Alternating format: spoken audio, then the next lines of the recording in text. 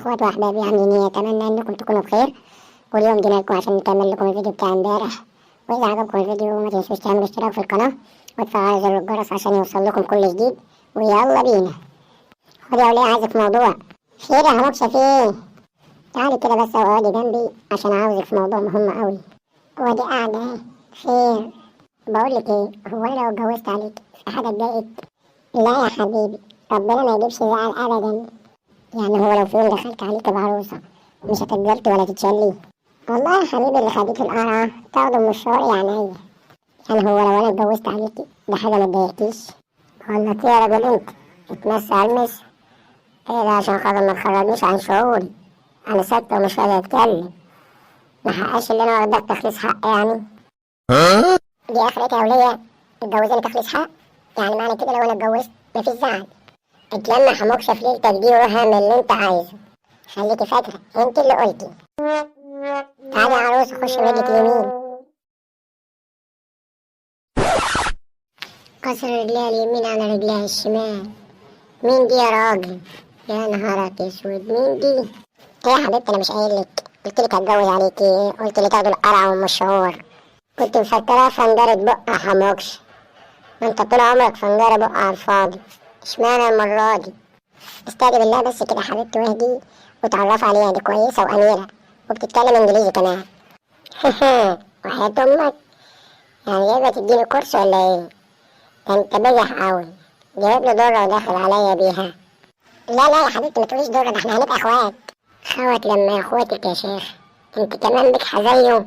يا حبيبتي بطل ما انت عاملة في نفسك كده. اسأليني عن مميزاتها. اسأليني عن مميزاتها يا شيخ. مميزات ايه يا حموكش؟ هو انت جايب لي تلاجة ولا جايب لي شاشة 65 بوصة عشان تقول لي مميزاتها وعيوب؟ انا هخليها هي اللي تقول لك على مميزاتها. قوليها يا كوكي. وكمان اسمها كوكي؟ سجور ولا وراك؟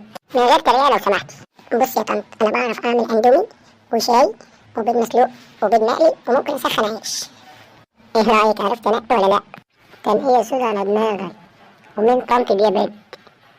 خد البنت دي واطلع بره بدل ما ارتكب جريمة النهارده. طب بصي، خليها هي في اوضه الاطفال وانت خليك في اوضتك زي ما انت. ايه رايك يا ستي؟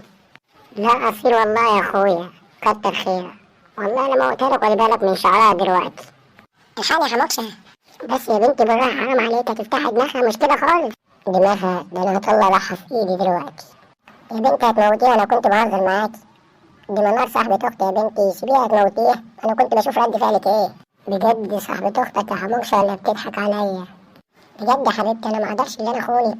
انا كنت بنكشك بس بهزر معاكي، بس انت حبيبتي ما اقدرش اتجوز عليكي. يلا حبيبتي بقى، خديها خش اوضتك بقى، غيري هدومها دي وهديها شويه لحد ما اقول كلمتين لاخواتي وحبايب قلبي. ماشي؟ خلاص ماشي يا حبيبي، انا هاخدها جوه اغير لها هدومها وهتكلم انا وهي شويه وهديها، وانت خليك مع حبايبك براحتك. ماشي يا حبي؟ يلا باي باي يا حبيبي.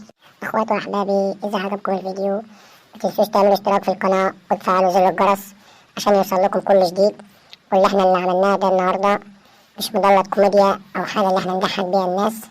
اللي احنا عملناه ده دي رسالة لأي اتنين متزوجين، تمام؟ اللي انت المفروض مثلا مراتك من بعد ربنا ثم اهلك، اللي انت لازم تحافظ عليها مهما حصل وتشيلها في عينيك، ومهما حصل ما تغسلش بخاطرها او تزعلها منك. وانت يا ست الكل، جوزك من بعد ربنا ثم اهلك، لازم تشيليه في عينيكي وتحافظي عليه مهما حصل، تمام؟ وما تاخديش على خاطره منك. وكل سنة وانتم طيبين. وبرضه إذا عجبكم الفيديو ما تنسوش تعملوا الاشتراك وتفعلوا زر الجرس عشان يوصل لكم كل جديد من قناة خربوش.